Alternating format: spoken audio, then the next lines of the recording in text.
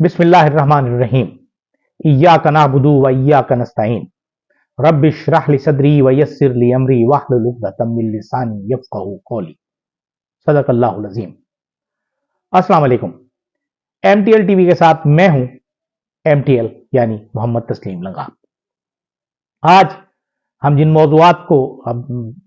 मौजूए गुफ्तगू बनाएंगे उसमें सबसे अहम चीज कि पाकिस्तान की तारीख के जानिबदार तरीन, गैर शफ़ाफ तरीन और गैर मुनसिफाना तरीन इंतखाबात एक दिन बाद होने वाले हैं। लाडला वजीर आजम के बाद लाडला पीसीबी चेयरमैन। अब इंतखाबात से धांधली की बू पाकिस्तान पीपल्स पार्टी को भी महसूस होने लगी और इमरान रियाज की बाजियाबी के हवाले से और उनकी अगवा के हवाले से गुफ्तगू में जब इंटरव्यू हुआ तो हमारे साबिक वजीर आजम शहबाज शरीफ की मिसाली बोंगियां। सबसे पहले हम बात करते हैं मियां मोहम्मद नवाज शरीफ की और मियां शहबाज शरीफ की और ज़ाहिर नवाज फैमिली की, शरीफ फैमिली की, कि मियां नवाज शरीफ आज भी मुख्तलिफ जगहों पर उन्होंने जो अपनी गुफ्तगू की, खिताब किया, उसमें उसी मकाम पर हैं और अपनी मोटरवे से बिल्कुल बाहर नहीं निकले। आज भी वो मोटरवे जो है वो कहीं और ले जाना चाहते हैं, कहीं फैसलाबाद के आगे है तो कहीं फैसलाबाद के पीछे है। तो कभी लाहौर में शायद 4-5 मोटरवेज और बना दें, लेकिन एक बात शायद अभी तक उनके इल्म में नहीं है और ना ही वो समझ सके हैं कि अब मोटरवे बनाएंगे तो उसके पैसे कहां से आएंगे। लेकिन इन लोगों के लिए पैसे हासिल करना कोई मसला भी नहीं है कि ये लोग पैसे हासिल कर भी लेते हैं, उसमें से अपना हिस्सा वसूल कर लेते हैं और बाकी पाकिस्तान की तकदीर की बर्बादी के लिए छोड़ देते हैं। आज ही कल हम इस पर तफसील से ही गुफ्तगू करेंगे, लेकिन आज एक इंटरव्यू नशर हुआ मंसूर अली खान का, ने लिया साबिक वजीर आजम और साबिक वजीर आला पंजाब, जिनकी शहबाज स्पीड बहुत मशहूर है, उनसे, और जिसमें उन्होंने मुख्तलिफ मौज़ूआत पर गुफ्तगू की, मुख्तलिफ सवालात किए। मसलन उन्होंने उनसे जब उसकी बात की तोशाखाना केस की और उसमें उन्होंने पूछा कि जी मियां मोहम्मद नवाज शरीफ ने मर्सिडीज क्यों ली तोशाखाना से, जबकि कानून के मुताबिक उसकी कीमत दे के तो कुजा आपको उसको खरीदने की इजाजत ही नहीं है, कोई शख्स गाड़ी नहीं खरीद सकता। तो उन्हें यह भी पता नहीं था कि वो गाड़ी जो है वो सुजुकी है, मर्सिडीज है या कोई गधा गाड़ी है। फिर जब उनसे सवाल एक किया, बहुत बड़ा सवाल था कि जी आपके दौर में इमरान रियाज को अगवा किया गया तो आपने उसके लिए क्या किया, उस पर उन्होंने जवाब दिया कि मैंने 2 दफा कीनिया के सदर को फोन किया कि उन्हें बाजियाब होना चाहिए। अब एक शख्स की जहनी हालत यह है कि उसे कुछ याद नहीं, या उसका वो जो उसकी तरजीहात हैं वो तरजीहात ही नहीं, और चला है वजीर आजम पाकिस्तान बनने। और शायद अगर मियां मोहम्मद नवाज शरीफ ना बने वजीर आजम किसी वजह से, तो मियां शहबाज शरीफ एक मरतबा फिर हमारी इस्टेब्लिशमेंट और मुख्तदर हलकों की चॉइस होंगे। लेकिन यह समझ में नहीं आया कि उन्होंने इमरान रियाज की बाजियाबी के लिए कीनिया के सदर को क्यों फोन किया। अच्छा, अब एक बड़ी हैरत अंगेज आज बात हुई कि मरियम नवाज शरीफ साहबा ने आज पाकिस्तान तहरीक इंसाफ के कारकुनान और गालिबन रहनुमाओं को भी यही दावत दी कि आए और आज हम आज से नफरत की सियासत को दफन कर दें। तो मरियम नवाज बीबी साहबा, आपने जो नफरत की दीवारें खड़ी की हैं, नफरत की जो सियासत शुरू की है, जिसमें आप लोगों के बेडरूम्स तक घुस गई हैं, अब आप समझ रही हैं या चाह रही हैं कि हम उस नफरत की सियासत को खत्म कर दें। मेरे ख्याल में अब ये मुमकिन नहीं है। या तो मरियम नवाज साहबा इतनी मैच्योर नहीं है या मेरे ख्याल में हद से ज्यादा अहमक है। आज कुछ चलते हुए जाहिर है पाकिस्तान तहरीक इंसाफ तो जलसों में है ही नहीं, ना रैलियों में है, ना जुलूसों में है, वो तो फील्ड से बाहर है, ना उसका कोई इंतखाबी निशान है, ना उसे इंतखाब लड़ने दिया जा रहा है किसी भी तरीके से। और उसकी छोटी सी मिसाल भी आज हम आपको देंगे। तो लेकिन पाकिस्तान पीपल्स पार्टी इलेक्शन लड़ रही है और उन्होंने अपनी भरपूर कैंपेन चलाई। आज बिलावल भुट्टो जरदारी ने लाड़काना में खिताब किया, आखिरी दिन था आज खिताब करने का, और उन्होंने अपने खिताब में एक दो बातों का जिक्र किया, जिसमें सबसे अहम जो बात उन्होंने की कि तख्त लाहौर खतरे में है। और एक उन्होंने धमकी दी, कहीं कहीं उन्हें महसूस होता है कि शायद धमकी दे के वो अपना ज्यादा से ज्यादा हिस्सा वसूल कर सकेंगे, तो वो धमकियां भी देते हैं, जैसे पाकिस्तान मुस्लिम लीग नवाज वाले धमकियां देते हैं। उसी तरह पाकिस्तान पीपल्स पार्टी के चेयरमैन, इन्होंने कहा कि अगर मेरा वोट चोरी हुआ तो मैं पीछा नहीं छोड़ूंगा, मैं आपको नहीं छोड़ूंगा और आपका इतना पीछा करूंगा कि आप चेयरमैन पीटीआई को भूल जाएंगे। आज उन्होंने अपने खिताब में एक जगह फरमाया कि वजीर आजम के लिए बेहतरीन चॉइस मैं हूं। यानी एक तरफ इलेक्शन के लिए धांधली का इल्जाम और दूसरी तरफ अपने आप को पेश करना और अपना सीवी, जाहिर है जब वो वजीर खारजा थे तो उन्होंने अपना सीवी दुनिया भर में पहुंचाया, और अमेरिका के दौरों में तो यकीनन जो हमारी इंटरनेशनल एस्टेब्लिशमेंट है उनके सामने भी वो चीजें रखी गई होंगी कि हम आपके लिए क्या कर सकते हैं, क्या बल्कि क्या क्या कर सकते हैं। लेकिन इसके बावजूद भी गैर यकीनी सूरत हाल है कि एक तरफ जब हम पाकिस्तान मुस्लिम लीग नून को देखते हैं तो वो भी मुतमईन नहीं है कि उनके मुखालिफ को हाथ पांव बांध के, जकड़ के, पत्थर बांध के समंदर में फेंक दिया गया है, सब कुछ उन्हें दे दिया गया है, लेकिन फिर भी उन्हें यकीन नहीं आ रहा कि हम जीत पाएंगे और अभी भी उनकी टांगें कांप रही हैं, या बकौल बिलावल के कांपे टांग रही हैं। लेकिन एक बात और भी कि इलेक्शन में धांधली जो है, जो बिलावल साहब कह रहे हैं, उन्होंने आज उनकी एक रहनुमा है पाकिस्तान पीपल्स पार्टी की शाजिया मरी साहबा, उन्हें भी ये धांधली नजर आ गई और उन्होंने कहा कि जी धांधली की बू आ रही है हमें इलेक्शन से। अब इसका असर क्या होता है इलेक्शन के बाद ही पता चलेगा कि इन बातों का रिएक्शन क्या होता है, ये तो हम बाद में देखेंगे। आज इलेक्शन की चूंकि आखिरी मुहिम का आखिरी रोज था और पार्टियों ने अपने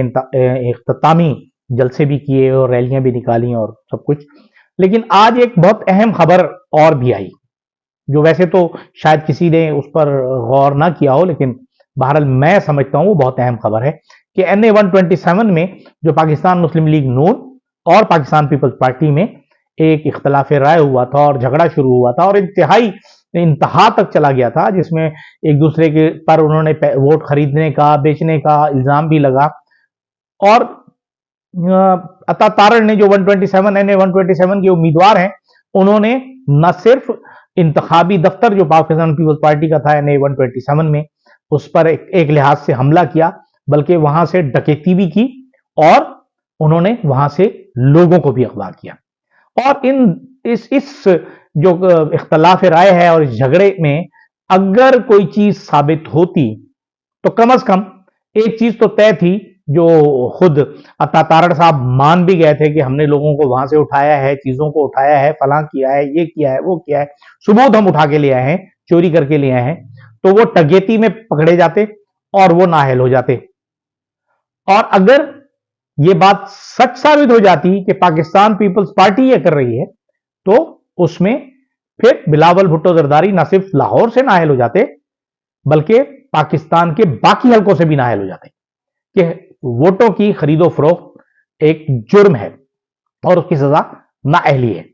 तो इन दोनों ने, इनके बड़ों ने बैठ के ये फैसला किया कि भाई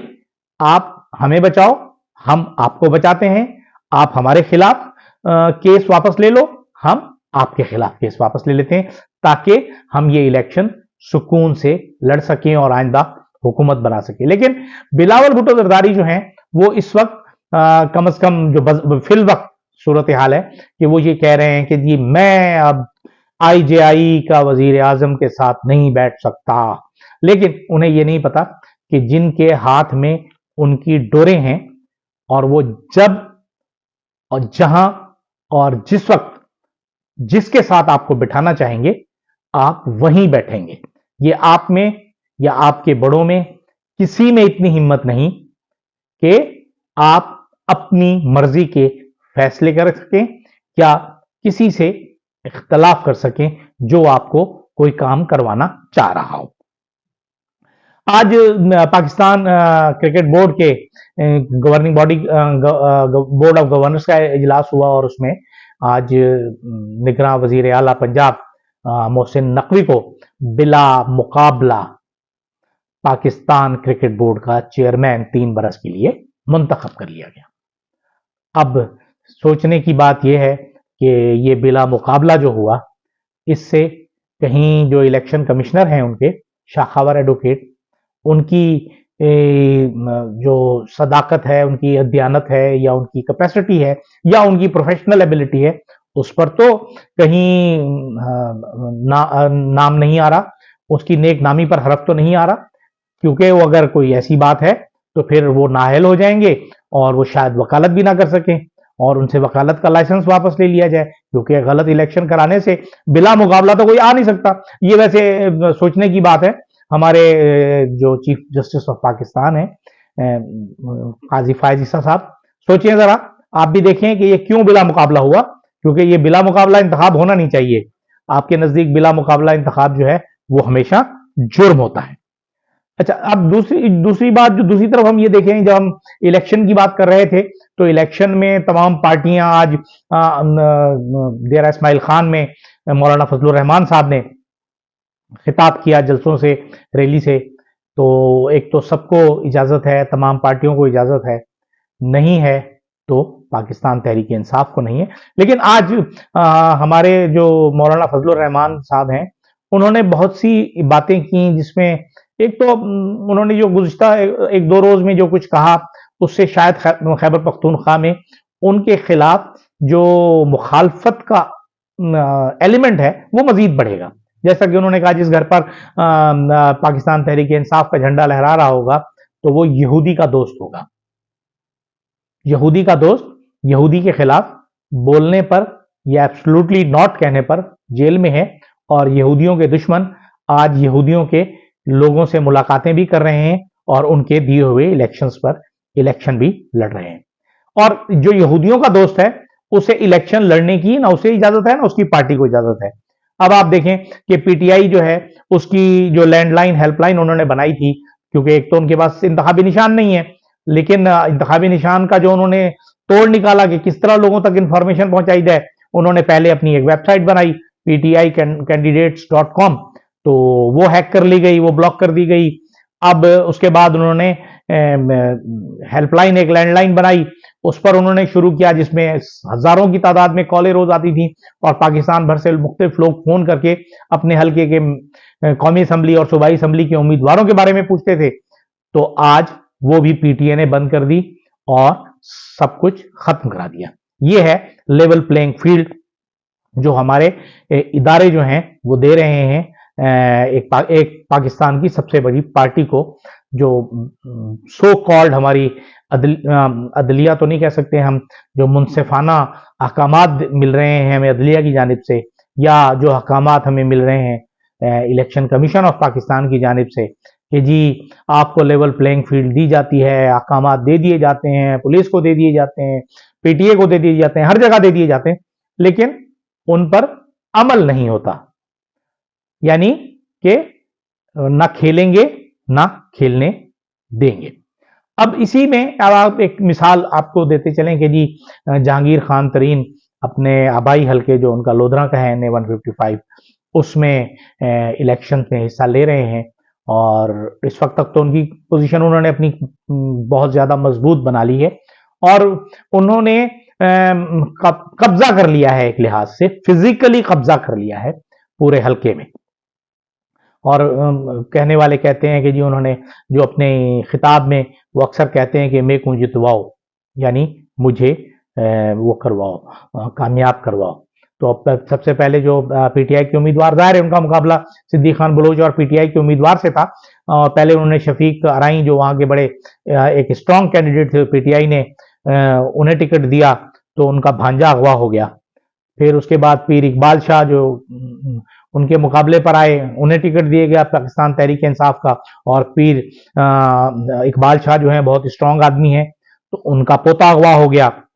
और उसके बाद एक कारकुन को उन्होंने वोट दिया, टिकट दिया पाकिस्तान तहरीक इंसाफ ने, इफ़्फ़त सोमरो को। गुज़िश्ता रोज इफ़्फ़त सोमरो भी अगवा हो गई और आज वो जहांगीर तरीन खान के घर से बरामद हुई और उन्होंने इलेक्शन से विड्रॉ होने का ऐलान कर दिया। अब जहांगीर खान तरीन के मुकाबले पर सिद्दीक खान बलोच रह गए हैं, जो मुस्लिम लीग नून के उम्मीदवार हैं। अब वो किस तरह मुकाबला करते हैं, कितनी हिम्मत है उनमें। लेकिन अगर सिद्दीक खान बलोच पर भी काबू पा लिया, उनके एजेंट्स पर भी काबू पा लिया उन्होंने, तो क्या होगा कि ये एक पैगाम होगा सिद्दीक खान बलोच के लिए, आइंदा के लिए, कि आपको भी बेच दिया आपके रहनुमाओं ने। उन्होंने जहांगीर खान तरीन से अपनी हुकूमत बनवाने के लिए आपकी जान माल का उन्होंने तावान वसूल किया, आपको हरवा दिया। हालांकि बड़े स्ट्रांग कैंडिडेट हैं सिद्दीक खान बलोच, लेकिन जहांगीर खान तरीन ने शायद ये मियां मोहम्मद नवाज शरीफ को भी बता दिया कि हर जगह हर वक्त आपकी बात नहीं चलेगी, हम आपके दोस्त जरूर हैं, आपके गुलाम नहीं हैं। तो कल हम इस पर गुफ्तगू करेंगे। हम चाहेंगे कि हम इलेक्शन के हवाले से गुफ्तगू करें और फिर हम आगे चलें। लेकिन एक बात है कि जब ये हम पाकिस्तान तहरीक इंसाफ की बात कर रहे हैं और उसकी बात कर रहे हैं कि जी इंतखाबी निशानात, तो उसमें आपको अपने फेसबुक में जाके फेसबुक में जाएं, वहाँ इमरान खान का पेज निकालें। इमरान खान के पेज में मैसेज में जाके सिर्फ अपना हल्का, कौमी या सूबाई असम्बली का, अगर आप नेशनल असम्बली का लिख रहे हैं तो NA फॉर एग्जांपल 155 लिखें, और PP 250 या PS 121 या कोई भी PK खैबर पख्तूनख्वा और PB बलूचिस्तान का सूबाई हल्का, आप वो लिखकर मैसेज करेंगे तो उसमें पाकिस्तान तहरीक इंसाफ का जो उम्मीदवार होगा उसका नाम आ जाएगा। अगर आप नेशनल असम्बली का हल्का लिखेंगे तो उसमें नेशनल असम्बली का उम्मीदवार का नाम भी आ जाएगा और नीचे ये भी तफसील आ जाएगी कि इस हल्के के अंदर सूबाई असम्बली के कौन कौन से हल्के शामिल हैं, उनके नंबर भी आ जाएंगे। तो आपको इस तरह आपके मुतल्लिका जो उम्मीदवार हैं उनका नाम और इंतखाबी निशान मिल जाएगा। ये काम आपने आज करना है, हर हाल में करना है। उसके बाद आप 8 तारीख को, परसों, या जब आप ये देख रहे होंगे तो चूंकि तकरीबन 18 घंटे बाकी रह गए हैं, 30 घंटे बाकी रह गए हैं, और 30 घंटे से भी बल्कि कम वक्त बाकी रह गया है इलेक्शन पोलिंग शुरू होने में। तो आप अपना वोट पता करें और आप इलेक्शन के दिन निकलें, सुबह निकलें, अपना वोट डालें। कोशिश ये करें कि आप इलेक्शन के रोज अपना वोट जरूर डालें, ज्यादा से ज्यादा डालें, पूरे खानदान के साथ डालें। दोस्तों, अजीजों, रिश्तेदारों को भी कहें कि वो अपना वोट डालें, जहां वो डाल सकते हैं, जिसे उन्होंने वोट देना है वो दें, ताकि ये जो जाली और लाडले हैं उन्हें रोका जा सके, उनके रास्ते बंद किए जा सकें, ताकि पाकिस्तान जमहूरियत की पटरी पर चल सके। इजाजत दीजिए, अल्लाह हाफिज।